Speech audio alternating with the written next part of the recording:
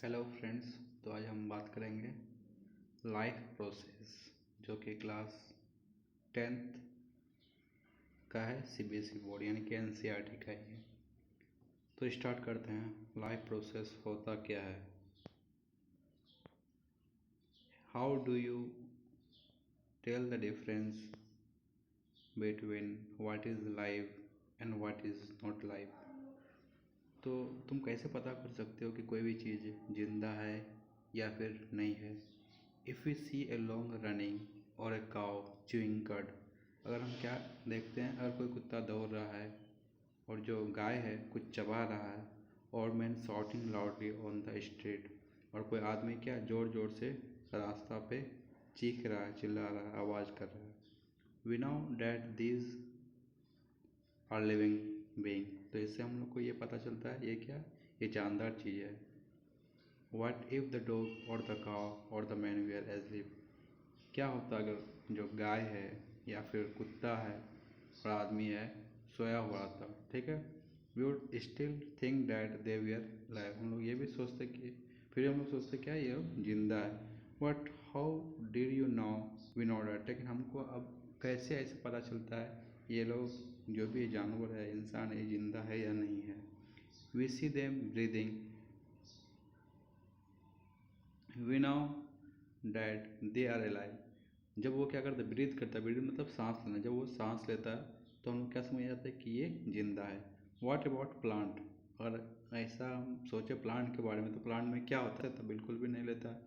तो how do you know that they are live? तो हम लोग कैसे जानेंगे कि वो जिंदा है? वी सी देम ग्रीन, हम लोग उसको क्या देखते हैं, हरा देखते हैं। Some of us will say but what about plant that have leaves of colour other than green? हम लोग क्या जानते हैं कि प्लांट्स क्या होता है, अलाइव होता है, ठीक है? और उसका कलर कैसा होता है, पे मतलब जो पत्ता का लीव्स का कलर कैसा होता है, ग्रीन होता है, ठीक है? लेकिन कुछ पत्ता क्या होता है अलग, ग्रीन के अलावा भी दूसरा कलर का होता है, ठीक? दे ग्रो ओवर टाइम, वो क्या होता है समय के साथ साथ ग्रो होता है। So we know that they are alive, तो इससे हम लोग को ये पता चलता है ये भी एक जिंदा है। Some will say in other words we tend to think of some sort of movement either growth related or not as common evidence for being alive। जैसे कि इंसान में क्या होता है, हम लोग मूवमेंट करते हैं हाथ का, हाथ को इधर उधर कर दिए या फिर इधर उधर घूम लिए, फिर लिए, चल दिए, तो मूवमेंट से पता चल जाता है कि हम लोग जिंदा हैं। लेकिन प्लांट से कैसे पता चलता है? एक जो ग्रोथ होता है, एक जो छोटा प्लांट को लगाते हैं वो धीरे धीरे क्या होता है, ग्रो करता बड़ा होता है, तो इससे क्या पता चलता है प्लांट जिंदा है। इससे ये उसका अंदाज़ा लगा सकते हैं। बट ये plant that is not visible growing is still alive, जो प्लांट ऐसा देखने को भी मिलता है कि जो पता नहीं चलता देखने को ये ग्रो हो रहा है या नहीं, लेकिन तब भी वो जिंदा है। Some animal can breathe without visible movement, कुछ जानवर क्या कर सकता है, सांस ले सकता है बिना मूवमेंट किए, यानी कि एक जगह से दूसरी जगह बिना जाए वहीं पर रुके क्या करता है, सांस लेता है। So using visual movement as the defining characteristics of life is not enough. तो हम सिर्फ क्या बोलेंगे, अगर कोई जानवर या इंसान कोई मूवमेंट करता है, इससे हम ये कंफर्म नहीं पता कर सकते हैं कि ये जिंदा है या नहीं है। Movement over small scale will be invisible to the naked eye, और बहुत छोटा मूवमेंट हो, बहुत हल्का गति हो, मतलब बहुत थोड़ा देर के लिए मूवमेंट हो जो पता भी नहीं चले सही से, तो हम कैसे पता कर सकते हैं कि ये जिंदा है या नहीं है? For example in this invisible molecules movement, अगर कोई एक ऐसा इनविजिबल मॉलिक्यूल्स मूवमेंट है जो दिखाई न दे और जो लाइफ के लिए नेसेसरी हो। If you ask this question to the professional biologist they will say yes, वो लोग क्या बोलेंगे, एक मिनट फिर से देखते हैं। Movement over very small scale will be invisible to the naked eyes movement of molecules, यानी कि जो मूवमेंट होता है, जो गति होता है, जो बहुत माइन्यूट होता है, जो हम लोग आँख से देख भी नहीं सकते हैं, तो हम लोग क्या नहीं कर पाएंगे कि ये मूवमेंट हुआ भी है या भी नहीं भी। Is this invisible molecules movement necessary for life? क्या जो इनविजिबल मॉलिक्यूल मतलब मूवमेंट है मॉलिक्यूल्स का, मतलब गति होता है एक जगह से दूसरी जगह, जो हरकत होता है, मूवमेंट होता है, क्या ये लाइफ के लिए नेसेसरी है? If we ask this question to professional biologist, ये अगर हम कोई एक प्रोफेशनल बायोलॉजिस्ट को क्वेश्चन करेंगे, दे विल से यस, वो लोग क्या बोलेंगे, हाँ बिल्कुल। In fact virus do not saw any molecular movement in them, अगर हम बात करें वायरस का तो अपना कोई उसका मॉलिक्यूल्स में मूवमेंट नहीं होता है until they infect some cell, जब तक वो किसी सेल के अंदर इन्फेक्ट ना करे और किसी सेल के अंदर आ ना जाए। That is partly why therefore is a controversy whether that they are truly alive और नॉट, इसलिए वायरस के बारे में अभी भी ये कहा जाता है कि क्या ये सच में अलाइव है, जिंदा है या नहीं है। तो एक कॉन्ट्राडिक्टरी है। बोलता है क्या, why are molecules movement needed for life, यानी कि मॉलिकुलर जो मूवमेंट होता है वो लाइफ के लिए क्यों जरूरी है। We have seen in earlier classes that living organism are well organise structure, यानी कि जितना भी जानदार जीव है उसका जो स्ट्रक्चर है बॉडी का बहुत अच्छे से ऑर्गेनाइज किया हुआ है, उसमें बहुत कॉम्प्लेक्स सिस्टम होता है, जैसे उसमें टिश्यू होता है, उसके अंदर टिश्यू हैव सेल, टिश्यू के पास क्या होता है, सेल है, cell have smaller component in them, cell के पास एक अपना कंपोनेंट होता है, ठीक है। Also because of the effect of the environment, मतलब इन्वायरमेंट का इफेक्ट के कारण this organise order nature of living structure is very likely to keep breaking over time, यानी कि ये बोला जाता है इन्वायरमेंट का इफेक्ट, यानी कि कोई भी लिविंग ऑर्गेनिज्म जानदार चीज़ है जिस सराउंडिंग में रहता है, इन्वायरमेंट में रहता है, वातावरण में रहता है, उसका भी इफेक्ट उसके ऊपर पड़ता है। This organised order nature of living structure is very likely to keep breaking down over time, और धीरे धीरे उसके हिसाब से भी वो चेंज करता है। In if order break down the organism will no longer be alive, अगर वहाँ पे इन्वायरमेंट जैसा है उस ऑर्गेनिज्म के हिसाब से, उस जीव के हिसाब से सूटेबल ना हो तो वो ऑर्गेनिज्म जिंदा नहीं रह सकता है। So living creature must keep repairing and maintaining their structure, इसलिए जो लिविंग क्रिएचर जो जानदार चीज़ है उसको अपना बॉडी का रिपेयर करना और अपना स्ट्रक्चर को मेंटेन करना बहुत ज़रूरी है, किसके लिए, सर्वाइव करने के लिए, ताकि वो अपना जिंदा रह सके।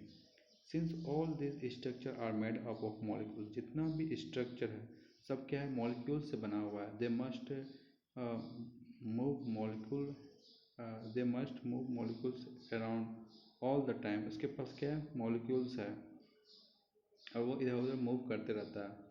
मतलब what are the maintenance processes in living organism, यानी कि जो कोई भी जानदार चीज़ को सर्वाइव करने के लिए, जिंदा रहने के लिए कौन कौन सा चीज़ ज़रूरी होता है और क्या मेंटेनेंस तरीका होता है, वो अभी हम लोग देखेंगे। तो बोलता है what our life process, life process होता क्या है। The maintenance function of living organism must go on even when they are not doing any particular function, even when we are just sitting in a class, even if we are asleep, the maintenance job has to go on। बोलता है कि हम लोग चाहे कोई काम करे या ना करे, या बैठ के रहे या सो के रहे या क्लास में बैठ के रहे, हम लोग का जो बॉडी का जो फंक्शन है, जो काम है सेल का, टिश्यू का, ऑर्गन का, वो हमेशा करते रहता है, चाहे हम लोग अपना बॉडी को मूवमेंट करें या ना करें या एक जगह रहें। The process which together perform the maintenance job are for life process, ये जो तरीका है, जो प्रोसेस है, जो हम लोग का बॉडी को मेंटेन करता है काम करने के लिए, उसी को हम लोग क्या बोलते हैं, लाइफ प्रोसेस बोलते हैं। Since the maintenance since the maintenance processes are needed to prevent damage and breakdown, energy is needed for them। बोलता है कि मेंटेनेंस जो प्रोसेस है हम लोग का बॉडी को चाहिए टू प्रिवेंट डैमेज, मतलब कोई भी चोट हो गया, जख्म हो गया या सेल के अंदर इंटरनल कोई डैमेज हो गया, उस प्रोसेस को ठीक करने के लिए मेंटेनेंस प्रोसेस चाहिए, ठीक है। और उसके लिए क्या चाहिए, एनर्जी चाहिए, ठीक है, अपना बॉडी को मेंटेन करने के लिए। तो ये एनर्जी कहाँ से आता है, this energy comes from outside the body of the individual organism, ये बॉडी का बाहर से आता है, यानी कि जो हम लोग कुछ खाते हैं, जो भी फूड लेते हैं उससे एनर्जी मिलता है और उसी से हम लोग का जो मेंटेनेंस होता है बॉडी का, ये किया जाता है। So there must be a process to transfer a source of energy from outside of the body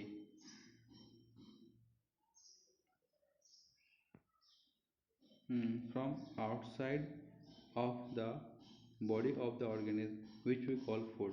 तो हम लोग क्या करते हैं, फूड के तौर पर एनर्जी लेते हैं और उसी का जो खाते हैं उसका एनर्जी ट्रांसफ़र होकर हम लोग का बॉडी में आता है।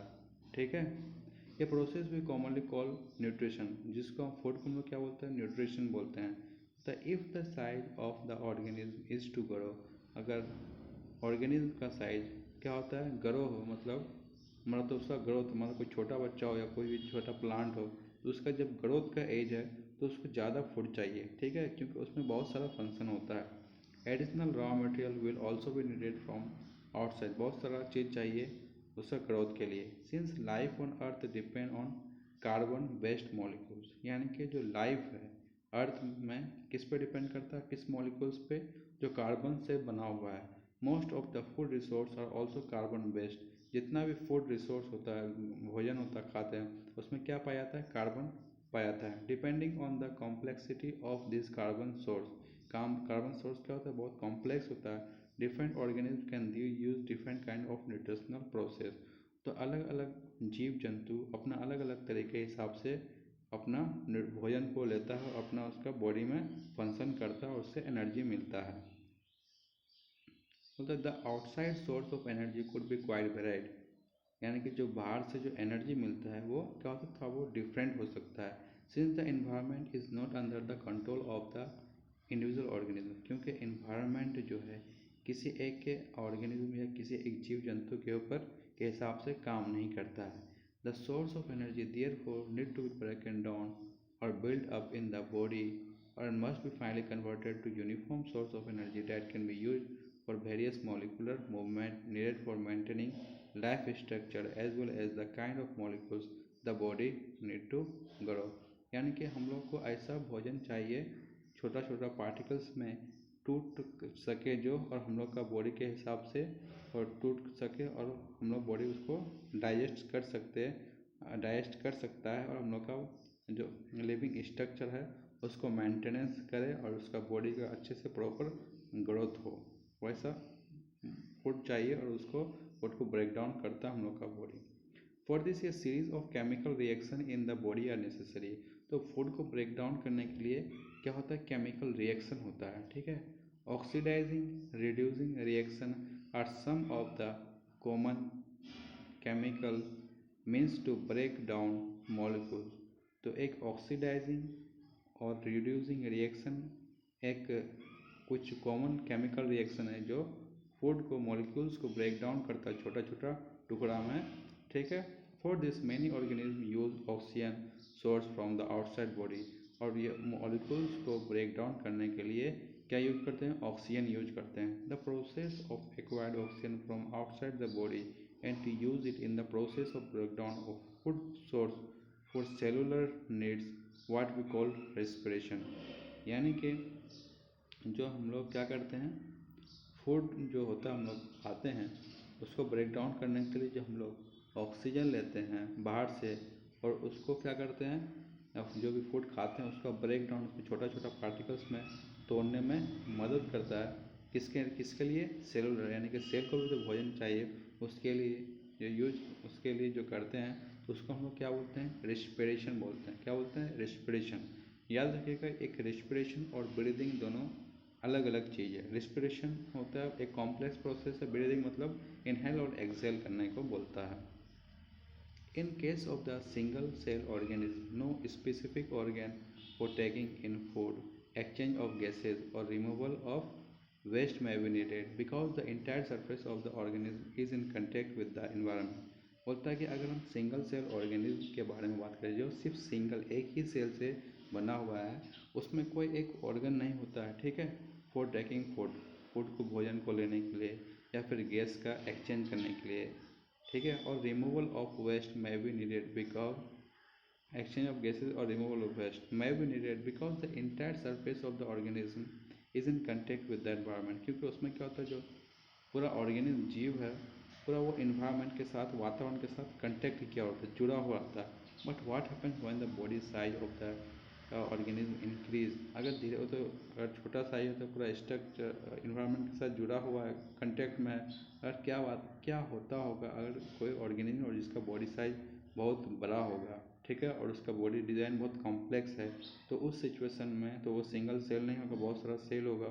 तो उस सिचुएशन में क्या होता है, तो देखते हैं। In multicellular organism all the cell may not be direct in contact with the surrounding environment. बोलता है अगर मल्टी सेलुलर बहुत सारा सेल से जो भी जीव ऑर्गेनिज्म बनाया गया है, वो क्या है, जितना भी सेल है वो पूरा इन्वायरमेंट के साथ, सराउंडिंग के साथ कंटेक्ट में नहीं है। The simple diffusion will not meet the requirement of the cell. इसलिए एक छोटा सा जो डिफ्यूजन होता है, ठीक है, तो वो उसका बॉडी का रिक्वायरमेंट और एनर्जी और फूड को और भी फंक्शन के लिए सिर्फ इतना काफ़ी नहीं है। तो we have seen previously how in multicellular organism various body parts have specialized in the function they perform। यानी कि मल्टीसेलुलर ऑर्गेनिज्म के अगर बारे में बात करें तो बहुत सारा बॉडी पार्ट होता है, और वो एक बहुत सारा बॉडी पार्ट होता है और उसका एक पार्टिकुलर, उसका एक खास काम होता है। वो सिर्फ उतना बॉडी पार्ट उसका वो परफॉर्म करता, काम करता है, ठीक है। We are familiar with the idea of the specialised tissue. हम लोग एक टिश्यू के बारे में पढ़े हैं जो कि क्या बोलते हैं, specialised tissue, and with their organisation in the body of the organism. और उसका बॉडी में किस तरह का ऑर्गेनाइजेशन होता है, कैसा स्ट्रक्चर होता है, ये भी हम लोग जानते हैं। It is therefore not surprising that the uptake of food of oxygen will also be the function of specialised tissue. तो इसलिए ये कोई सरप्राइज वाला बात नहीं हुआ, क्योंकि कोई भी फूड को लेना, Uptake of food end of oxygen, ये भी क्या है, फूड और भोजन को लेना भी, ये भी क्या है, एक स्पेशलाइज्ड टिश्यू का फंक्शन है। यानी कोई एक स्पेशलाइज्ड टिश्यू होता है बॉडी में, वही हम लोग का भोजन को लेते हैं उसी के जरिए लेते हैं, और ऑक्सीजन को भी उसी के जरिए लेते हैं। However this poses a problem. लेकिन अगर बात करें तो यहाँ पे एक प्रॉब्लम हो जाता है, एक दिक्कत हो जाता है। Since the food and oxygen are not taken up at one place in the body of the organism. बोला जाता है कि भोजन है और ऑक्सीजन है, जो सांस है, हवा है, वो एक ही साथ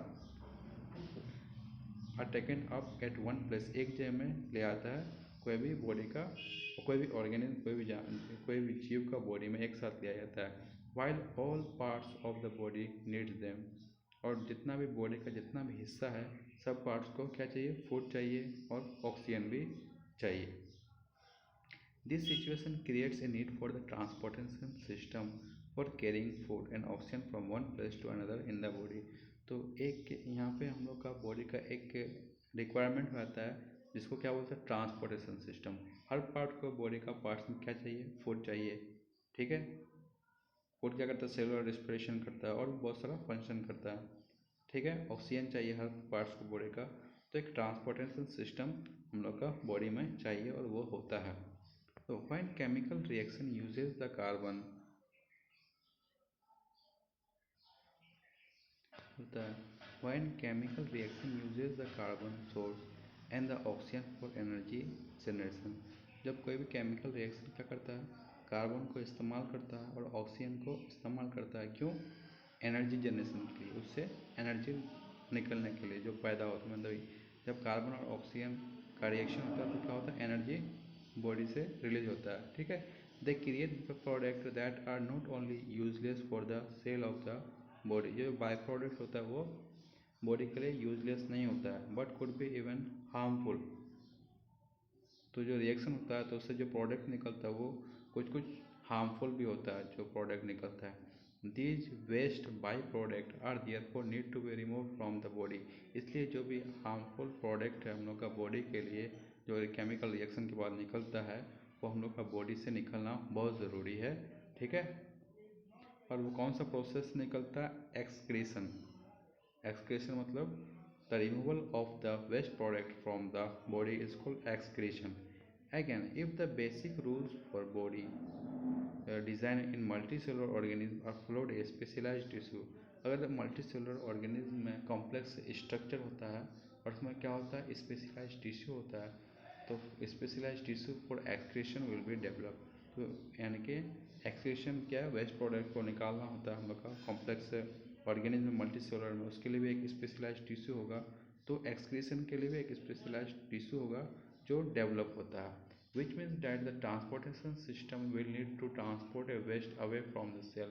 टू द एक्सक्रीटरी सेल। इसका मतलब यह है कि जो ट्रांसपोर्टेशन सिस्टम है, जो हम लोग का बॉडी को का मतलब फूड या ऑक्सीजन को या भी जो भी पार्टिकल से एक जगह से दूसरी जगह लेके जाता है, तो उसमें क्या चाहिए, जितना भी वेस्ट प्रोडक्ट है उसको भी ट्रांसपोर्टेशन करने के लिए क्या चाहिए, ट्रांसपोर्टेशन तो लेके चले आएगा, तो कहाँ पे लेके आएगा, एक एक्सक्रीटरी टिश्यू जहाँ पे वेस्ट प्रोडक्ट आता है वहाँ पे लेकर के जाएगा। तो late us consider that these various process are so essential to maintain life। मतलब लेट अस कंसिडर यानी कि लाइफ प्रोसेस हम लोग के लिए क्यों इस्तेमाल होता है, ठीक है, to maintain life. Let us consider this process, हम लोग क्या करते हैं, इस प्रोसेस को देखते हैं जो हम लोग का बॉडी में होता है और हम लोग का लाइफ प्रोसेस को मेंटेन करने के लिए ज़रूरी होता है। तो ठीक है, तो सबसे पहला क्या है, न्यूट्रिशन। तो इसको हम नेक्स्ट पार्ट में करेंगे, तब तक के लिए थैंक यू दोस्तों, और मेरा इस यूट्यूब चैनल को सब्सक्राइब कीजिए NCERT सीरीज़ को देखने के लिए। यहाँ पे हम पूरा चैप्टर 9, 10, 7, 8, 6 कंप्लीट करवाएंगे, ठीक है, तब तक के लिए थैंक